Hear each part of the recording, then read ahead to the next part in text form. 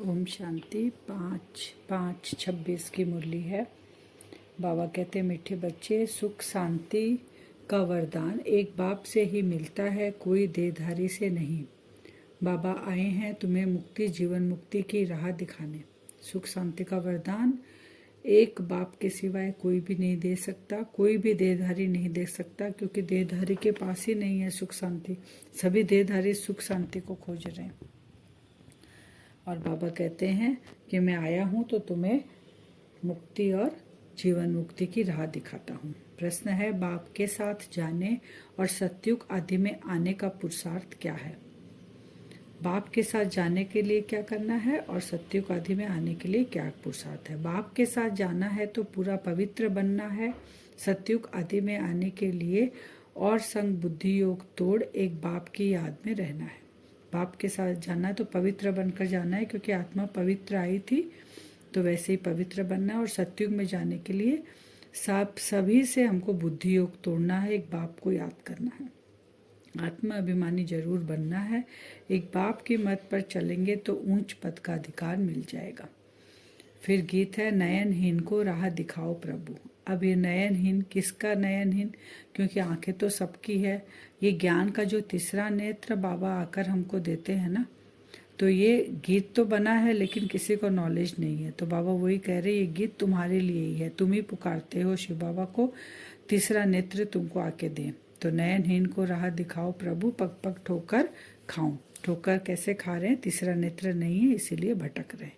तो ओम शांति यह गीत किसने गाया? बच्चों ने, क्योंकि बाप तो एक ही है, उसको ही रचयिता कहा जाता है। रचना रचयिता को पुकारते हैं, रचना रचयिता को पुकारते हैं। हम रचना है शिव बाबा की, हम अपने पिता को पुकारते हैं, रचयिता को पुकारते हैं। बाबा ने समझाया, भक्ति मार्ग में तो तुमको दो बाप है, एक लौकिक दूसरा है पारलौकिक। जब हम भक्ति करते हैं तो जन्म देने वाला एक, और एक सब भगवान को पुकारते हैं, चाहे उनको जाने चाहे नहीं जाने, वो कौन है, कैसा है, कहाँ रहता है, फिर भी उसको पुकारते हैं। तो बाबा कहते पारलौकिक, दो पिता हैं। सभी आत्माओं का बाप एक ही है। एक बाप होने से सभी आत्माएं अपने को ब्रदर्स कहते हैं। अब हम सभी आत्माएं हैं, मनुष्य आत्माएं, मन मनुष्य का शरीर मिला, आत्मा सबके अंदर है, तो उस सब आत्मा का पिता एक ही है, इसलिए अब सब भाई भाई हो गए। उस बाप को पुकारते हैं, ओ गॉड फादर, ओ परम पिता, रहम करो, क्षमा करो। भक्तों का रक्षक एक भगवान ही है। पहले पहले तो यह समझना चाहिए कि हमको दो बाप है। अब पारलौकिक बाप तो सभी का एक है, बाकी लौकिक बाप हर एक का अलग अलग है। अब लौकिक बाप बड़ा व पारलौकिक बाप बड़ा। शिव बाबा कहते हैं कि आत्माओं का पिता तो एक ही है, लेकिन शरीर का पिता सबका अलग अलग है। अब बाबा दोनों बाप में से पूछ रहे हैं कौन बड़ा है? तो लौकिक बाप को तो कभी भगवान बाप परमपिता नहीं कहेंगे। आत्मा का बाप एक ही परमपिता परमात्मा है। आत्मा का नाम कभी बदलता नहीं, शरीर का नाम बदलता है। आत्मा भिन्न भिन्न शरीर ले पाठ बजाती है, अर्थात पुनर्जन्म लेती है। आखिर भी कितने जन्म मिलते हैं? सो बाप ही आकर समझाते हैं, बच्चे तुम अपने जन्म को नहीं जानते हो। बाप आते ही हैं, भारत में है, उनका नाम शिव है। शिव बाबा कहते हैं तुम अपने जन्म को नहीं जानते हो। आत्मा पुनर्जन्म लेती है, शरीर दूसरा दूसरा धारण करते हैं, लेकिन शिव बाबा पुनर्जन्म नहीं लेते। समझते भी हैं शिव परमात्मा है। शिव जयंती व शिवरात्रि भी मनाते हैं। वह निराकार है, जैसे आत्मा भी निराकार है। क्योंकि जैसे बच्चे वैसे पिता, तो जैसे आत्मा निराकार है, उसको आंखों से नहीं देख सकते, तो उसका पिता भी निराकार, उसको भी खुली आंखों से नहीं देख सकते हैं, उसके लिए तीसरा नेत्र चाहिए। तो निराकार से साकार में आते हैं पाठ बजाने। अब निराकार शिव तो शरीर बिगड़ पाठ बजा न सके। मनुष्य इन बातों को कुछ भी नहीं समझते। अब निराकार कैसे आके हमें ज्ञान देंगे? तो बाबा कहते इसलिए मुझे शरीर का आधार लेना पड़ता है। लेकिन तुम मुझे ये दो खुले नैन से नहीं देख सकते। मैं जो तीसरा नेत्र देता हूँ, उसी से तुम इस शिव बाबा को देख सकते हो। नयनहीन है, यह शरीर के दो नेत्र तो सबको है, तीसरा ज्ञान का नेत्र आत्मा को नहीं, जिसको दिव्य चक्षु भी कहते हैं। अब तीसरा नेत्र का नाम बाबा ने क्या दिया? दिव्य चक्षु। आत्मा अपने बाप को भूल गई है, इसलिए पुकारती है, नयनहीन को राह बताओ। कहाँ की राह? जो गीत में है। तो बाबा पूछे कौन सी राह? शांति धाम और सुखधाम की, माने मुक्ति और जीवन मुक्ति की राह हम पुकारते हैं बाबा को दिखाने के लिए। सर्व का सदगति दाता सतगुरु एक ही है। मनुष्य मनुष्य का गुरु सदगति दाता कभी नहीं बन सकता है। हम आत्माओं का बाप शिव है, उनकी हम जयंती मनाते हैं। बाप की बायोग्राफी को भी नहीं जानते, गाया भी जाता है। दुख में सिमरन सब करे, पुकारते हैं ओ गॉड फादर रहम करो, हम बहुत दुखी हैं क्योंकि ये रावण राज्य है। किसको पुकारते हैं हम? गॉड फादर को, आके हमको इस दुख से छुड़ाओ क्योंकि रावण के चंगुल में हम फंसे हैं। वर्ष वर्ष बाबा कहते रावण को जलाते हैं और हर साल जो उसका पुतला है उसको बड़ा बनाते जाते हैं, परंतु जानते नहीं है ये रावण कौन है। 10 शीश वाला रावण क्या चीज है, हम उनको जलाते क्यों? यह कौन सा दुश्मन है जो इनकी एफिजी बनाए जलाते हैं? भारतवासी बिल्कुल नहीं जानते क्योंकि ज्ञान का तीसरा नेत्र नहीं है। तब तो राम राज्य मांगते हैं, 5 विकार स्त्री के, 5 विकार पुरुष में, इसलिए इनको रावण संप्रदाय कहा जाता है। ये 5 विकार स्त्री पुरुष के मिलाकर रावण का 10 सिर, एक पुतला बनाकर उसका 10 सिर दिखा दिया है। यह रावण 5 विकार ही बड़े से बड़ा दुश्मन है जिसके एफिजी बनाकर हम जलाते हैं। लेकिन ये रावण को जलाते हैं, अपने अंदर ही तो रावण है ना, हर स्त्री हर पुरुष के अंदर ये रावण है, तो उसको जब जलाएंगे तब एफिजी जलाना बंद करेंगे। अंदर का रावण बढ़ते जा रहा है, काम क्रोध मोह लोभ माया, और एफिजी को जलाते हैं तो कहाँ से ये विकार कम होंगे? फिर बाबा कहते हैं आत्मा को तीसरा नेत्र मिला, आत्मा भूल गई कि हमने कितने जन्म लिए हैं। तीसरे नेत्र से बाबा हमको ज्ञान देते हैं कि तुम्हारा कितना जन्म है। सतयुग में जो देवी देवताओं का राज्य था वह कहाँ गया? गाते भी है मनुष्य 84 जन्म लेते हैं, 84 का चक्र कहते हैं, परंतु कौन सी आत्मा 84 जन्म लेती है? जो पहले भारत में आते हैं वह थे देवी देवता, फिर 84 जन्म भोग अंत में पतित बन जाते हैं। बाबा कहते हैं कौन सी आत्मा है वो 84 जन्म वाली? तुम्हें जो पहले पहले देवी देवता बनकर आती है वही 84 जन्म लेती है। फिर बाप कहते हैं मैं साधारण बूढ़े तन में प्रवेश करता हूँ जिनका यह बहुत जन्मों के अंत का जन्म है। यह समझाने कोई एक को नहीं दी जाती। यह गीता पाठशाला है। मनुष्य को देवता बनाने के लिए ये राजयोग सिखाया जाता है। बाप कहते हैं मैं किसके तन में आता हूँ? साधारण बूढ़े तन में आता हूँ जो खुद भी अपने जन्मों को नहीं जानता है। बाबा ही आकर उसको बताते हैं कि तुम कौन थे, अब तुम क्या हो और तुम्हें क्या बनना है। तो मनुष्य को देवता बनाने के लिए राजयोग सिखाया जाता है।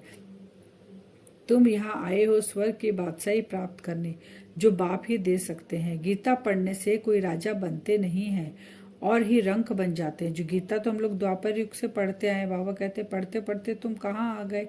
बाबा कहते एकदम रंक बन गए तुम। बाप गीता का ज्ञान सुनाए राजा बनाते हैं, औरों द्वारा गीता सुनने से रंक बन गए हैं। भारत में जब इन लक्ष्मी नारायण का राज्य था तो कोई प्योरिटी पीस प्रॉस्पेरिटी थी, पवित्र गृहस्थ आश्रम था, वहाँ हिंसा का नाम नहीं था। फिर द्वापर से लेकर हिंसा शुरू हुई। बाबा कहते हैं कब हुआ हिंसा शुरू? द्वापर से हिंसा शुरू हुई, क्योंकि 5 विकार की प्रवेशता शुरू हुई तब हिंसा शुरू हुई। काम कटारी चलाते चलाते तुम्हारी यह हालत आकर हुई है। राजे लोग भी वह जो पवित्र राजाएं होकर गए हैं उन्हों के चरणों में जाकर पढ़ते हैं और महिमा गाते हैं। आप सर्वगुण संपन्न, हम नीच पापी हैं, हमारे में कोई गुण नहीं है। फिर कहते हैं आप ही तरस परियो, हमको आकर मंदिर लायक बनाओ।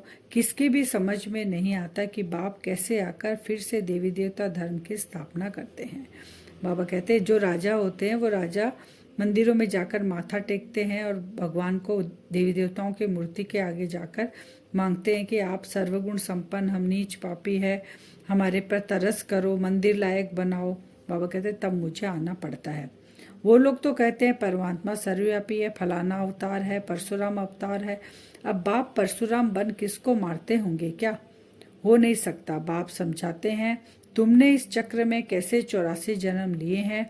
अब मुझ अल्फ को याद करो। हे आत्माएं, देही अभिमानी बनो। देह अभिमानी बन तुम बिल्कुल ही दुखी, कंगाल, नरकवासी बन पड़े हो। अगर स्वर्गवासी बनना है तो आत्म अभिमानी जरूर बनना है। बाबा क्या कह रहे हैं कि तुम कंगाल दुखी बन पड़ी हो। अब बाबा आकर हमें फिर से, बाबा कह रहे हैं मैं तुमको आकर नरकवासी से स्वर्गवासी बना रहा हूँ। बाप समझाते हैं तुम जब लायक देवी देवता थे तब सारे विश्व पर राज्य था, सब सुखी थे, अब दुखी बन पड़े हैं। भारत हेवन था, वो अब हेल बन गया है, फिर हेल को हेवन बाप बिगर कोई बना न सके। बाप कहते हैं हेल को हेवन कोई भी नहीं बना सकता, कोई भी देहधारी नहीं बना सकता। देवताओं को संपूर्ण निर्विकारी कहा जाता है। यहाँ के मनुष्य तो संपूर्ण विकारी है, इनको कहा जाता है पतित। भारत शिवालय था, शिव बाबा की स्थापना की हुई थी। बाबा कहते हैं भारत क्या था, शिवालय। शिवालय कौन स्थापन किया, शिव बाबा आकर किए। देहधारी को भगवान नहीं कहा जाता, भगवान तो एक ही है। बाप तो बेहद का वर्षा देते हैं, फिर रावण श्रापित बना देता है। शिव बाबा तो हमें वर्षा देने आता है, रावण क्या करता है, श्रापित बनाता है। इस समय भारत श्रापित है, बहुत दुखी है। अब इस रावण पर जीत पानी है। गाया भी जाता है, दे दान तो छूटे ग्रहण। अब कौन सा ग्रहण छूटेगा, बाबा कहते हैं वो पृथ्वी पर तो जो परछाया पड़ता है वो ग्रहण नहीं। बाप कहते हैं यहाँ 5 विकारों रूपी जो ग्रहण है वो छूटेगा जब हम दान देंगे 5 विकारों को, परमात्मा को, तो उनसे हमें शक्तियाँ और गुण मिलेंगे और हमारा ग्रहण छूट जाएगा।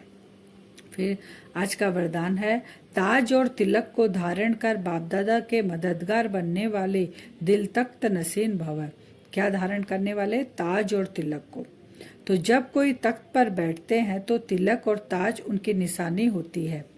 ऐसे जो दिल तख्त नसीन है उनके मस्तक पर सदैव अविनाशी आत्मा की स्थिति का तिलक दूर से ही चमकता हुआ नजर आता है।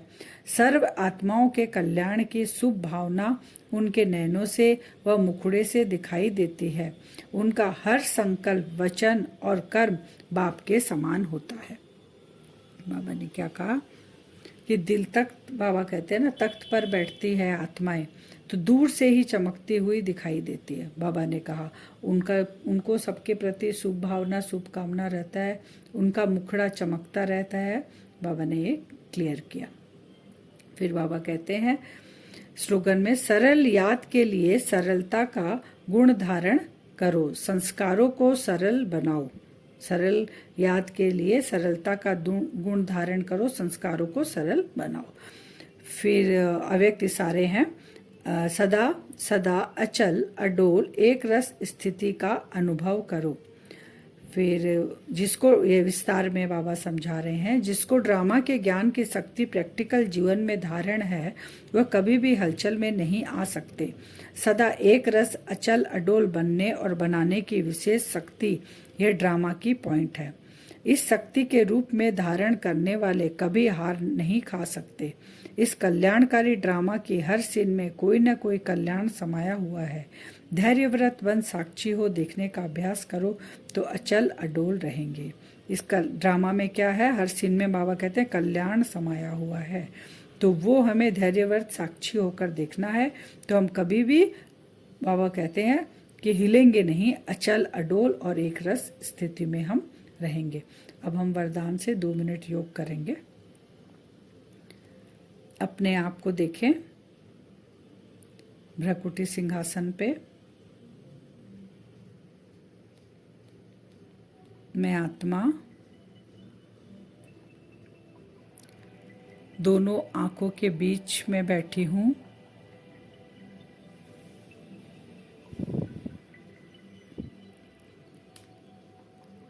यह स्मृति दें अपने आप को, भ्रकुटी सिंहासन पर मैं आत्मा, चमकता हुआ सितारा,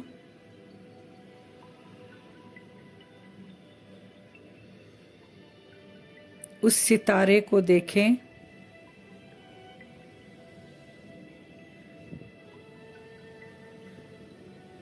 चमचमाता सितारा,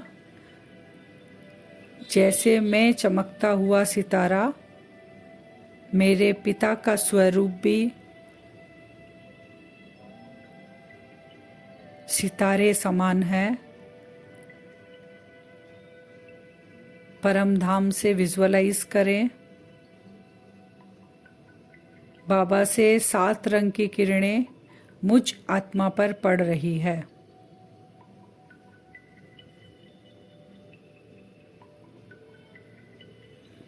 स्मृति का तिलक, मैं आत्मा सतयुगी देवकुल की आत्मा हूँ। पवित्र आत्मा, ताजधारी, प्यूरिटी से भरपूर हूँ मैं आत्मा, संपूर्ण निर्विकारी आत्मा।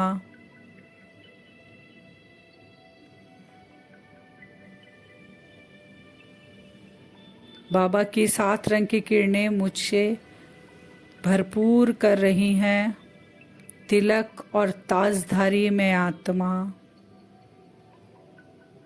दिव्य चक्षु से सभी को ये वाइब्रेशन देंगे। सभी आत्माओं का कल्याण हो। सभी आत्माओं को बाप का परिचय मिले।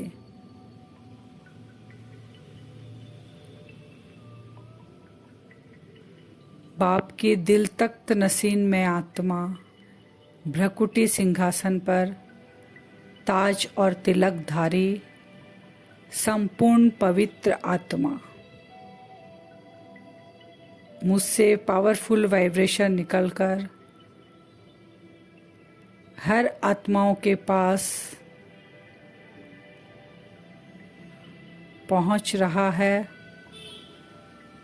मेरी शुभ भावनाएं उनके पास पहुंच रही है।